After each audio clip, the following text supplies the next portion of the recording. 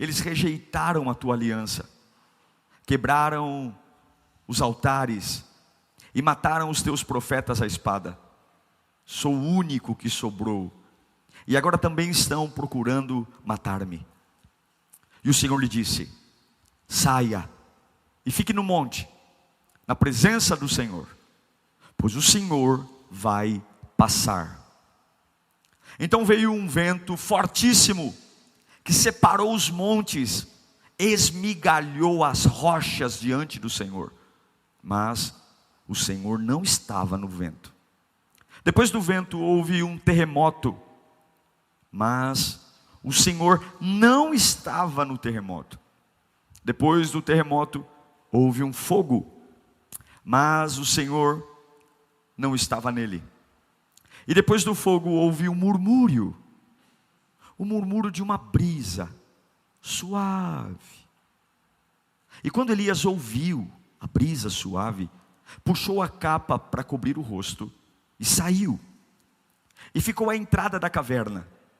E uma voz lhe perguntou: o que está fazendo aqui, Elias?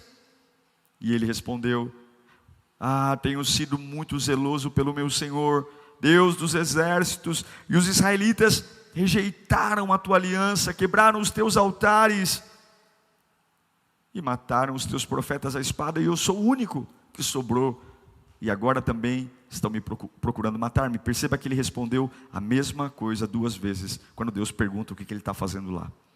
O Senhor lhe disse: volte pelo caminho, volte pelo caminho, volte pelo caminho por onde veio.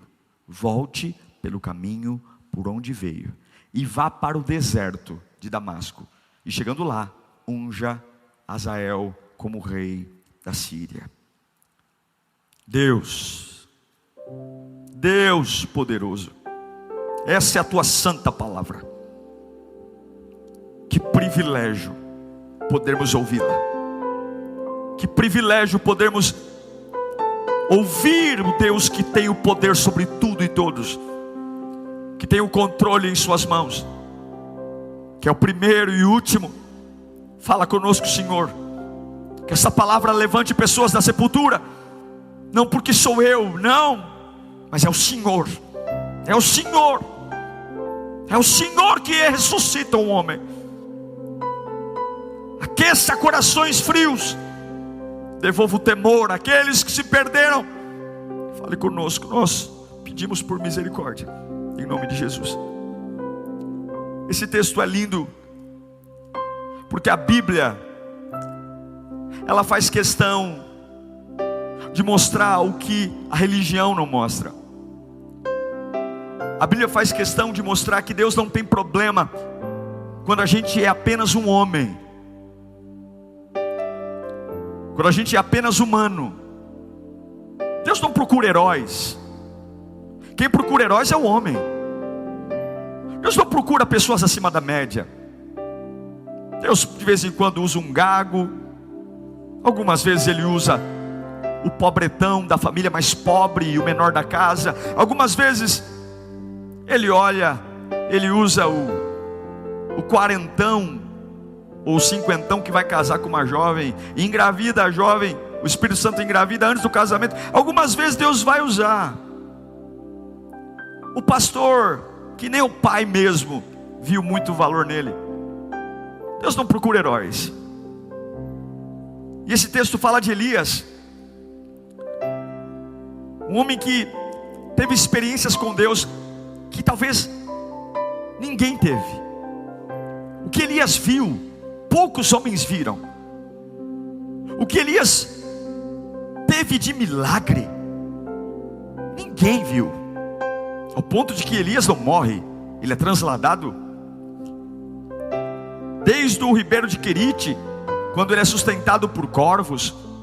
Uau, imagine a experiência, comer carne fresca da boca de um corvo. Desde o Monte Carmelo, quando ele enfrenta 850 profetas somados de Baal e de Azera, e ele ora e o fogo cai. Uau! Quando ele experimenta a provisão na casa da viúva de Serepta, não tinha nada, e ele libera uma palavra e a multiplicação vem.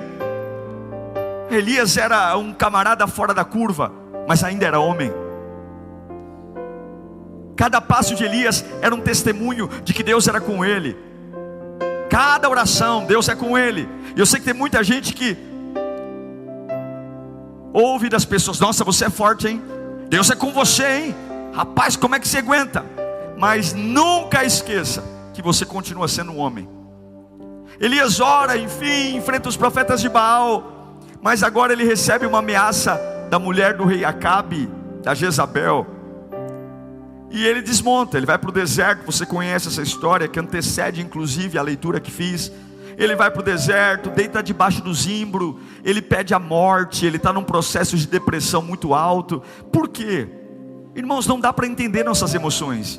Não dá para entender como um homem não tem medo de enfrentar 850 profetas sozinho, e ele fica com medo de um bilhete de uma mulher que quer matá-lo. Não tem muita lógica. Por isso que você nunca deve julgar o medo de alguém, porque aquilo que para você não é nada, para o outro pode ser muito. Eu não posso julgar Elias. Me assusta ver um homem que não tem problema de enfrentar sozinho 850 profetas num desafio de morte, e ao receber o bilhete de Jezabel, ele simplesmente desaba. Mas isso é ser o ser humano, isso é ser a gente. Não tem muita lógica. Elias vai para o deserto e Deus alimenta ele, dá água para ele, e ele levanta. Só que depois que ele se levanta de comer o pão e a água, ele vai para o Monte Carmelo e ele entra numa caverna. Eu já vi muitos pregadores dizendo que Elias entrou numa caverna porque ele era um fraco. Eu não vejo dessa forma, me desculpem os pregadores. Eu não vejo esse isolamento de Elias como um ato de fraqueza ou um ato de incredulidade. Não, Deus já tinha erguido ele dando pão e água. Mas tem momentos, irmãos, que Deus tem que nos provar na caverna, para que a gente aprenda com as nossas frustrações. Tem momentos que Deus nos permite entrar numa caverna, e tem situações que Deus nos guia para momentos difíceis, não porque Ele quer nos destruir, mas a minha Bíblia diz que o Senhor prova aquele que Ele ama. E tem muita coisa que você pode estar reclamando aí, tem muitas cavernas que você entrou, e não é porque você é incrédulo. Eu não vejo Elias aqui como um homem depressivo, mas eu vejo um homem que entra num processo que ele fica sem recursos, porque numa caverna não tem recurso, não tem comida, numa caverna não há nada que se fazer, mas é numa caverna que Deus me permite testar o meu limite. E a pergunta que eu faço a você é: até onde você acha que vai a força de um escolhido? Até onde você acha que vai a força de alguém que entrega a sua vida a Deus? Até onde você acha que vai a força de um homem que desce as águas do batismo? São momentos de caverna, que a gente recebe uma palavra, a gente se levanta, mas a gente vê que a vida não melhorou ainda. Eu vim à igreja, como Elias saiu debaixo do zimbro, Deus deu pão para ele, Deus deu água para ele. Ele andou 40 dias com aquela força do pão e com aquela força da água, mas ainda assim ele vai para a caverna. Ele não vai para a caverna porque ele é incrédulo, ele vai para a caverna porque mesmo ouvindo Deus, nós ainda somos homens. E tem horas que Deus permite cavernas para nos ensinar até onde vai a força de um escolhido. Eu amo a Bíblia, porque em Tiago capítulo 5, versículo 17, por mais que Elias não tenha morrido, Tiago diz lá no Novo Testamento que Elias era homem, era humano. Olha essa palavra, Elias era humano como nós. Ele orou fervorosamente para que não chovesse, e não choveu sobre a terra. Durante 3 anos não choveu. Quando Tiago diz que Elias era humano, Tiago está dizendo que ainda carregando a palavra de Deus, ainda carregando a verdade do Evangelho, ainda passando pelas águas do batismo, ainda vivendo uma vida em santidade, eu posso passar pelo que Elias passou. O que Elias passou? Por que eu vou para a caverna? Quem nunca foi para a caverna por conta do medo? Quem nunca? Quem nunca? O camarada, ele desafiou 850 profetas, desafiou o rei Acabe, mas ainda assim teve medo. Você pode me ver aqui com toda a autoridade pregando a você, mas eu sou humano. Quem nunca depois de um momento teve medo e vai para uma caverna? Elias teve medo, Elias teve fuga. Você pode ser muito bom, viu? Você pode ter feito muitos cursos, você pode ter uma eloquência maravilhosa, você pode ser muito inteligente, mas tem momentos que dá vontade de fugir. Dá vontade de fugir das ameaças. Qual é o problema de assumir isso? Qual é o problema de assumir que tem horas que eu não quero enfrentar, que tem assuntos que eu não quero tocar, que a gente empurra com a barriga mesmo? Aquele destemido Elias diante da multidão, agora está fugindo diante de um recado de uma Jezabel. Quem nunca dormiu demais? Elias dorme, e por várias vezes a Bíblia relata que ele cai num sono profundo. Mas veja, esse sono não é aquele sono saudável, não é aquele sono gostoso que a gente deita e relaxa. Não, é aquele sono de Jonas no porão do navio. É aquele sono que você quer apagar a realidade. É aquele sono que você deita, não porque você quer descansar, mas porque você quer que o dia acabe logo, porque você quer que acabe logo. Então eu vou dormir, e quando não dá para dormir naturalmente eu tomo alguma coisa, mas me deixa dormir. Me deixa dormir para eu não olhar para o que está acontecendo, para eu parar de ouvir o que estão falando. Elias, irmão. Talvez a gente vai para uma caverna testando o nosso limite por conta do desânimo. O desânimo. Um homem que levantou as mãos e disse: para que esse povo saiba que há Deus em Israel, derrama fogo.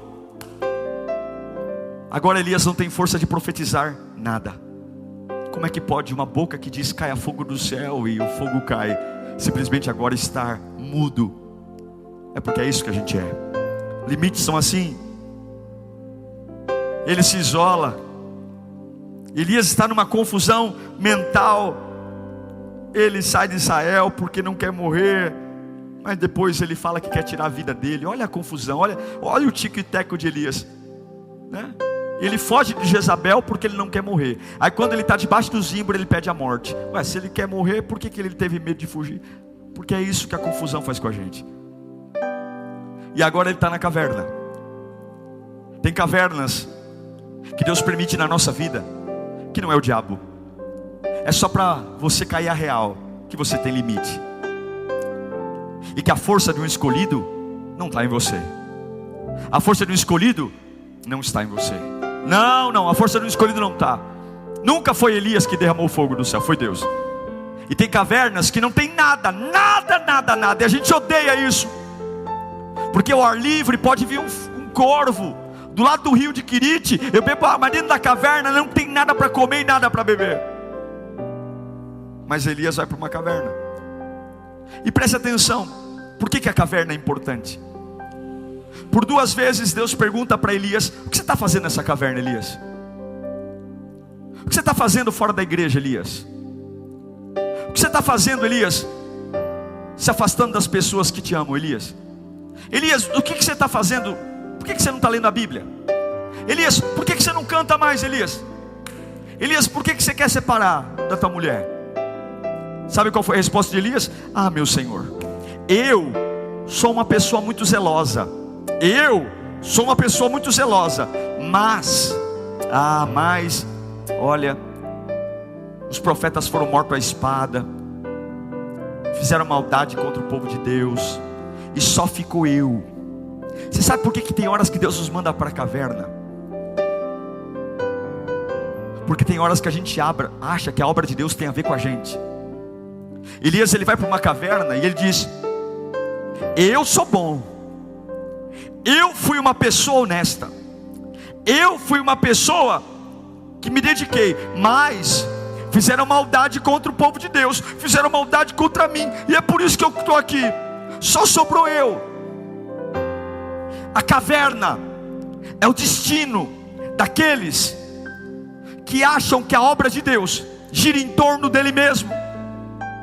Quantos estão se afastando de Deus e dos propósitos, dizendo: eu não faço mais porque não me dão valor, eu não vou mais porque não reconhecem o meu potencial, eu não faço mais porque estão enterrando o meu ministério, eu não vou mais servir a Deus porque as pessoas não reconhecem o meu esforço.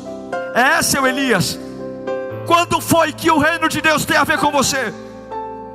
Quantos estão sem comer na caverna, Quantos estão sem beber, morrendo de fome? E quando alguém pergunta, ou quando Deus pergunta, por que você está nessa escuridão? A resposta é a mesma de Elias: eu sou uma pessoa boa, eu sou uma pessoa legal, mas olha, o que fizeram comigo é imperdoável, e só eu me acho digno.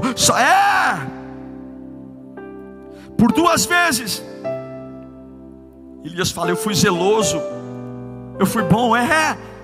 Desde quando a obra de Deus é sua? Desde quando o culto é nosso? Gente que aceita Jesus para fazer carreira, gente que acha que servir a Deus é estar fazendo alguma coisa na igreja. Nova criatura e novo nascimento tem tudo a ver com o reino de Deus. Nova criatura é deixar o passado, e novo nascimento é amar o que Deus ama. Como é que eu posso amar a Deus e não amar o que Ele ama e o que Deus ama? Deus ama o Evangelho, Deus ama libertar pessoas do pecado, e pessoas que não servem porque acham que não são valorizadas. Quem tem que ser valorizado é o nome do Senhor, quem tem que ser exaltado é o nome de Jesus Cristo. Não sou eu e não sou você, mas quantos estão na caverna como Elias, dizendo: obrigado, Jesus, por o Senhor cuidar de mim, mas enquanto eu não ver que as pessoas vão reconhecer o quanto eu servi, o quanto eu sou bom, enquanto as pessoas não entenderem, eu não quero. É isso, Elias, que você quer?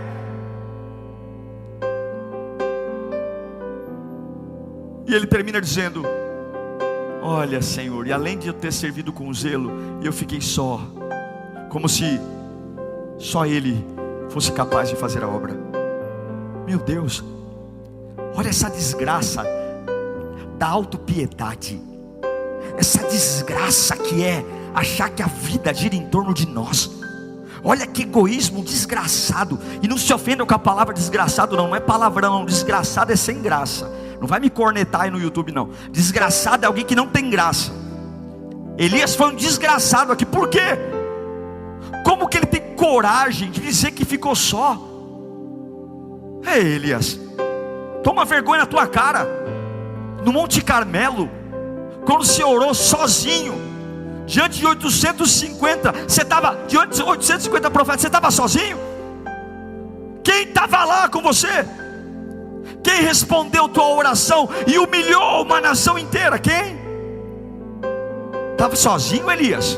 Quando você deitou debaixo do zimbro e pediu a morte, no auge da depressão, não tinha ninguém para te abençoar, para te aconselhar. Quem foi que enviou o pãozinho lá? Quem foi que mandou o garçom com água e pão fresco? Quem foi? E agora que você está na caverna, dizendo que está sozinho, eu vim aqui, eu te achei de novo. Eu te achei de novo. Tem muitas coisas acontecendo na sua vida, para você entender que a obra de Deus não gira em torno de você, mas gira em torno de Deus. E Deus não precisa de você, Deus não precisa de mim. Se você está em casa fazendo birra, se você está em casa achando que Deus precisa de você, você está enganado. Nós somos miseráveis, nós somos sujos, nós somos imperfeitos. Essa desgraça do pecado na minha alma me faz querer ser Deus, e eu não sou nada. Eu sou podre, eu sou terra, eu sou pó, eu sou uma fração de um sopro de Deus. Eu não sou nada, eu preciso dele. Tudo gira em torno dele, tudo é para ele. Ei, se você está numa caverna, você só vai sair daí quando você entender que é Deus que te acha, para você olhar para ele, não para você.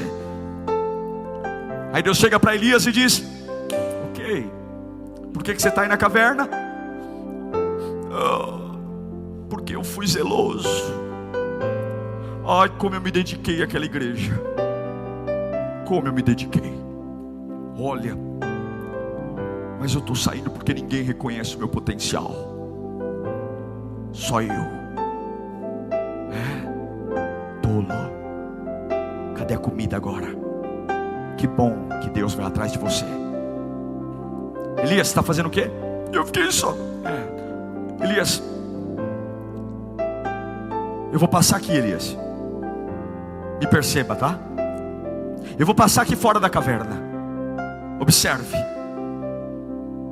Eu vou passar e eu vou te mostrar algo. E Deus vai passar aí onde você está agora. Deus vai passar. Deus vai passar, você que se perdeu, você que está com a mente confusa, você que está abatido, Deus vai passar. E a Bíblia diz que de repente veio um vento. Mas não é um vento qualquer. A Bíblia não pode mentir. É um vento que derruba pedras. O texto diz que esmigalha pedras. Imagine um vendaval, um tornado, que coloca pedras entre eles, e a força do vento é tão forte, a circulação do vento é tão forte, que ele esmigalha as pedras. É assim que o texto diz. E Elias está lá dentro, e ele não tem coragem de sair da caverna. Não tem. O vento sopra, derruba pedras. Ele está em cima do monte, esmiuça pedras. E o texto diz, Deus não estava no vento. Mas por que Deus manda um vento tão feroz e não está lá? Para quê? O que Deus quer ensinar para Elias? Deus quer ensinar para Elias que numa vida comum, numa vida humana, minha e sua, ventos que me esmiuçam pedras sempre estarão lá, sempre virão. Ventos de falsas doutrinas, ventos de mentira do diabo, alguns ventos tão ferozes que podem esmiuçar pedras dos meus recursos, do meu dinheiro, da minha paciência.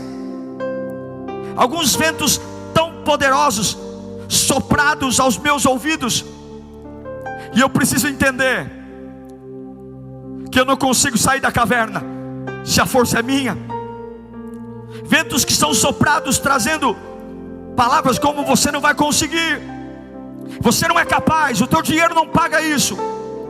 Esquece, do jeito que você errou, é impossível uma restauração.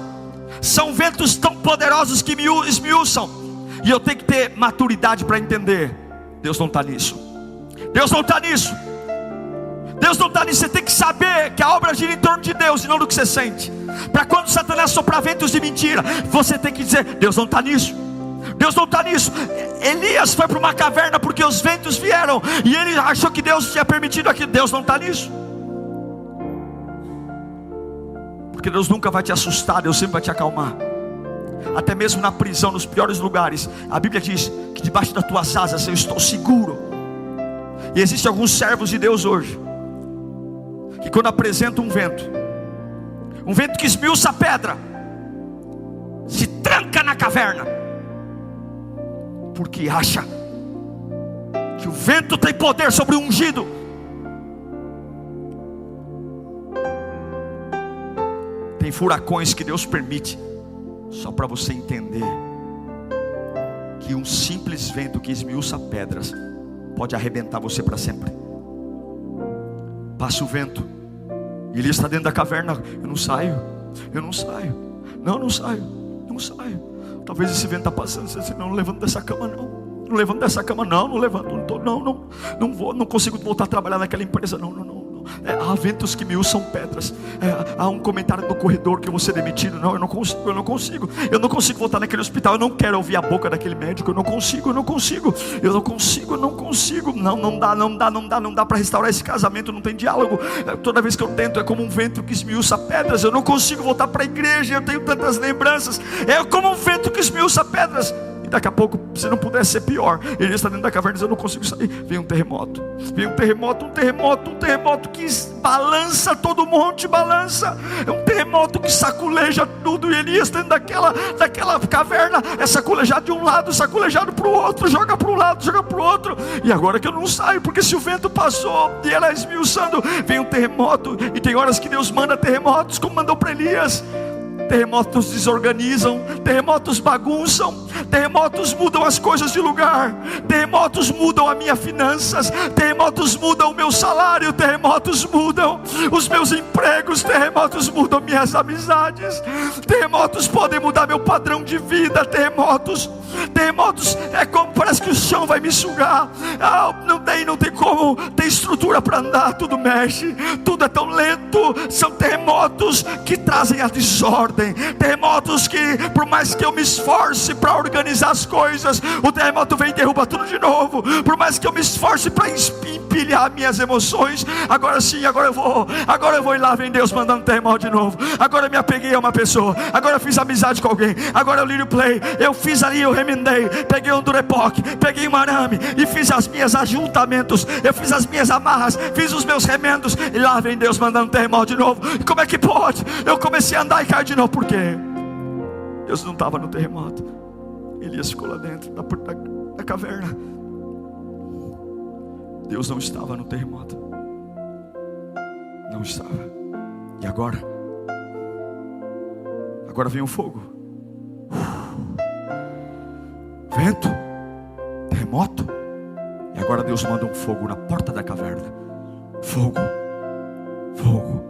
Lembre-se que todo grande fogo começa com uma pequena fagulha. Lembre-se que toda grande fogueira começa com uma pequena fagulha. Deus manda um fogo. O fogo representa coisas que saem do nosso controle. O fogo representa coisas que a gente começaram tão pequenas, tão pequenininhas. Era uma pequena discussão, era uma pequena dívida, era um pequeno problema, era um pequeno conflito, era uma pequena discórdia, era uma pequena fase de desemprego. E aquilo cresceu. E agora eu não consigo sair da caverna. Eu não consigo. Aquilo que era tão pequeno agora destrói tanto, machuca tanto. E o fogo, como tudo, o fogo muda o aspecto, não é verdade? O fogo derrete, o fogo diminui, o fogo consome. E talvez você está numa fase de fogo, onde você fala: meu Deus, eu não me vejo mais igual, eu não vejo mais, a madeira era de um jeito, agora só tem cinzas. Era de um jeito, era um plástico robusto, agora eu sou um plástico retorcido. O fogo, o vento esmiuça as pedras, destrói. O terremoto desorganiza.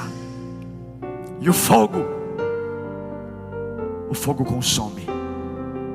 O fogo faz deixar de existir. Deus coloca o vento, o terremoto e o fogo, que assusta Elias.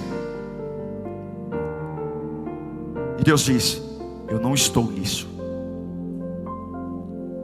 Eu não estou nisso.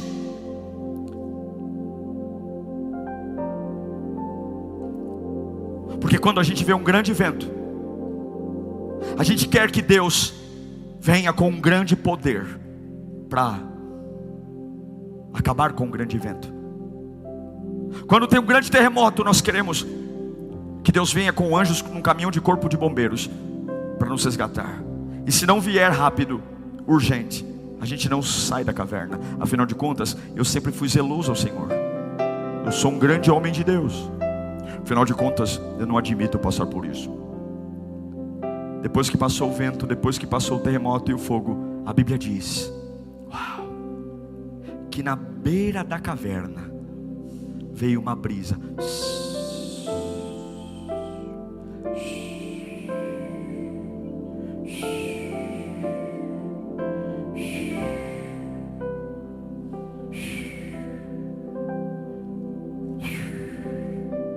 O vento, barulho, esmiuçando pedras. O terremoto jogando tudo para um lado e para o outro. O fogo ardendo em labaredas. Mas agora, a Bíblia diz que Elias vai para a beira da caverna. Ele pega a sua túnica, cobre o rosto, porque ele está cheio de medo. Ele vai. Você sabe que a caverna só tem uma saída. Mas agora Elias é guiado por uma voz. Não uma voz que esmiuça pedras, não uma voz que derruba e desorganiza as coisas, não uma voz que inflama, mas uma voz doce. Pelo mesmo lugar que ele entrou, ele sai. Ele volta ao lugar onde ele estava. Isso é profético. Quando você ouve Deus, você não precisa fugir mais. Quando você ouve Deus, não no meio dos ventos, não dominado pelo pavor dos terremotos, não dominado pela labareda do fogo, mas quando você abre o ouvido para entender que Deus não tem pressa, que Deus nunca teve urgência, e que por mais que Jezabel disse que vai te matar, veja, não é pecado ser gente, não é pecado ter um dia mau. Só quem já deitou numa cama para dormir, não para descansar, mas para dormir, para apagar, sabe o que é isso. Só quem já deitou numa cama querendo não acordar, sabe o que eu estou falando aqui agora. Só quem já torceu para o dia não amanhecer sabe o que um vento que esmiuça pedras, um terremoto que desorganiza e que um fogo provoca. E Deus não está te batendo por isso, porque ainda no fundo de uma caverna Ele vai te achar. Ele vai te achar. Mas Ele quer que você saiba que Ele não está no meio de toda essa bagunça que você acha que a sua vida está. Não. Ele não está no meio dessa ameaça. Não. O teu Deus não se rebaixa a isso. O teu Deus não muda o tom da voz. Qual é o limite de um usado? Qual é o limite de um escolhido? O limite de um escolhido é ouvir a voz de Deus na frente da caverna. Elias sai. Depois de 3 provas terríveis, vem uma voz mansa, delicada, guiando ele de volta para o lugar que ele fugiu.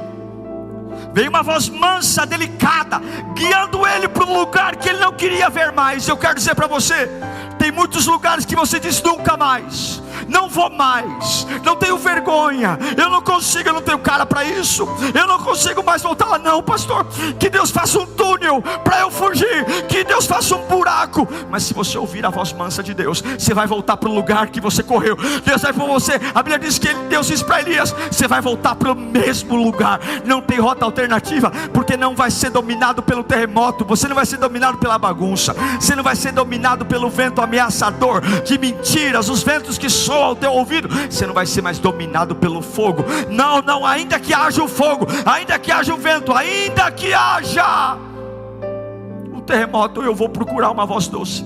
Eu vou dobrar meu joelho e eu vou procurar uma voz doce.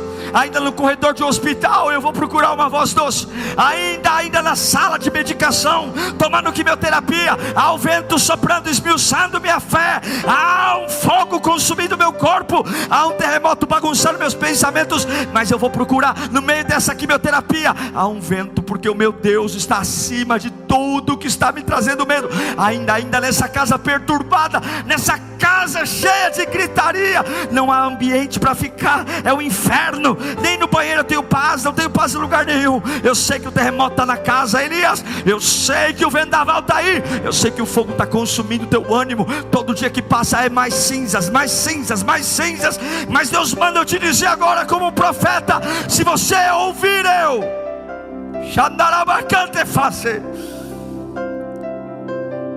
se você ouvir minha voz,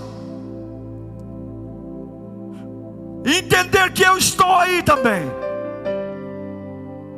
mas não estou como aquilo que te assusta, estou como aquilo que te equilibra, estou como aquilo que te põe de pé. Eu não vou assustar você. Eu não vou. Alguns pregam que Deus pesa a mão, alguns pregam que Deus pune. O que pune é a colheita, não é Deus.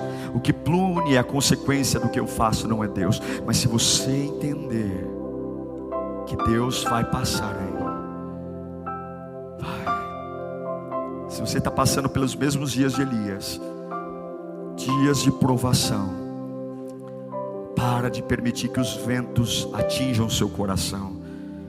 Não caia na bagunça dos terremotos.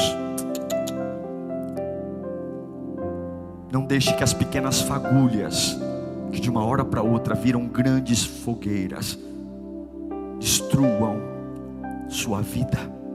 Acima de tudo, o vento passa, o terremoto passa, o fogo passa, e Deus vai falar comigo. Deus vai me guiar. Deus está ensinando para Elias que Jezabel o ameaça, mas depois da ameaça Deus guia. O desemprego vem, mas depois do desemprego Deus guia. A doença vem, mas depois da doença vem a voz que guia. Os meus planos dão errado, mas depois que os meus planos dão errado, a voz mansa vem. O vento passa, irmão. O terremoto passa, o fogo passa, o vento ao ouvido passa, o terremoto da bagunça passa, e o fogo passa. E depois que passam, a brisa vem. Espere a brisa, Deus vai te achar. Espere a brisa, Deus vai te achar. Não corta os pulsos. Não toma esse chumbinho. Espera um pouco. Espera passar. Espera. Aguenta. Porque depois do vento, do terremoto e do fogo vem a brisa. E eu quero liberar essa palavra para a sua vida agora. Ora, bacana e faz. Eu sinto Deus aqui. Aguenta mais um pouco. Porque Deus te deu um limite. O limite do escolhido é aguardar até a hora da brisa chegar. O limite do escolhido é suportar o vento, o terremoto e o fogo e aguardar a brisa. É interessante observar que o vento é forte, o terremoto é forte, o fogo é forte, mas a brisa é suave. Mas a gente demora para entender. Quando Elias sai da caverna, quando ele ouve a brisa e ele vê Deus, sente Deus na brisa suave, Deus faz a mesma pergunta para ele: Elias, o que você está fazendo aqui, meu filho? O que ele fala? A mesma coisa de antes. Eu fui zeloso pelo meu Senhor, mas os teus profetas foram mortos à espada, e eu fiquei só. Que bom que Deus tem paciência com a gente. Que bom que alguns conseguem, depois de ouvir Deus, parar de repetir que o reino de Deus tem a ver com ele. Mas se você é como Elias, que mesmo Deus dando todas as provas que está com você, você continua ainda adorando a Deus por você. Deus vai falar com você o que ele falou para Elias: Elias, sai da caverna, volta pelo mesmo caminho e vai para o deserto. Se a caverna não for suficiente para você entender que o reino de Deus não tem nada a ver com você, que você não ora para se sentir bem, você ora para honrá-lo, que você não canta porque você gosta, você canta para honrá-lo, que você não serve porque você quer uma chance de pertencer a um grupo, mas você serve para honrá-lo, que você faz parte de uma comunidade cristã, não para você ter amizade, mas você faz parte de uma comunidade cristã para você servir ao Rei dos Reis, Senhor dos Senhores. Se a caverna, se o vento, o terremoto e o fogo não te ensinarem a encontrar Deus na brisa, fique tranquilo, Ele não vai desistir de você. Ele vai para um deserto, mas Ele vai sempre te achar. Sempre vai te achar. A Bíblia diz que Elias disse: só ficou eu. Sabe o que Deus fala para ele? Tolo, tem mais 7.000 que não se dobraram. Você está se achando a última bolacha do pacote, né, Elias? Você está achando que a minha obra, só você, então quer dizer que só sobrou você? Sem você, acabou o evangelho? Ô Elias, sabe de nada, seu inocente. Tem mais 7.000 que não se dobraram lá, que eu os guardei. Você quer morrer? Morre. Tem mais 7.000 para fazer a obra. Deus não precisa de você, é você que precisa de Deus. Se eu ficar na minha casa fazendo biquinho e falar: eu não prego um mês, meu irmão, mas não vou deixar nem saudade. Deus levanta outro, muito melhor. Nós somos nada. Mas se você hoje quer aprender uma lição, Deus está te achando aqui.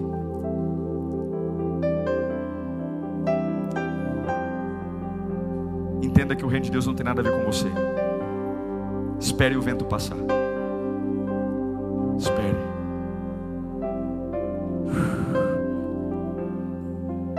O vácuo do vento é terrível. Quem mora em prédio, corredor, sabe como o vento é. Assustador. Treme a janela. Aguenta. Terremoto? Pastor, tudo cai. Meu orçamento, quando eu achei que esse mês veio um motor no carro, mas não consigo, tem que... Aguenta. O limite do escolhido é aguentar até a brisa. Porque se o reino de Deus tem a ver com Deus, o vento não te ofende, o terremoto não te destrói e o fogo não te queima, porque a obra é dele, não é sua. O reino é dele, não é seu. A sua vida é dele, não é sua. E Deus está te achando aí agora. Aguarde passar o vento. Esse vento vai passar. Lava chore, cantar, lava chore.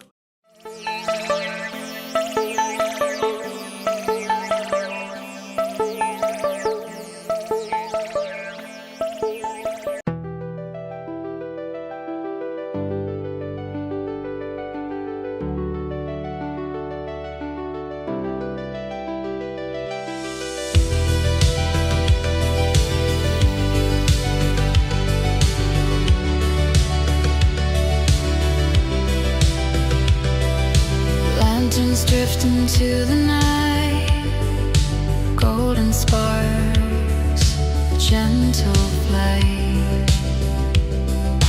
Every wish I never spoke rises high, a fleeting hope.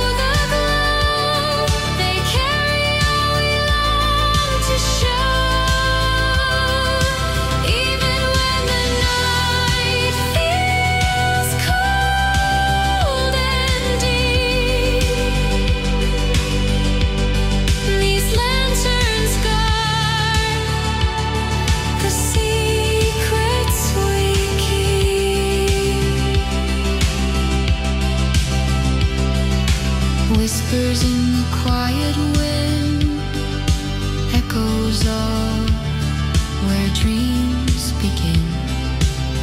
Each flame a story, each spark a song.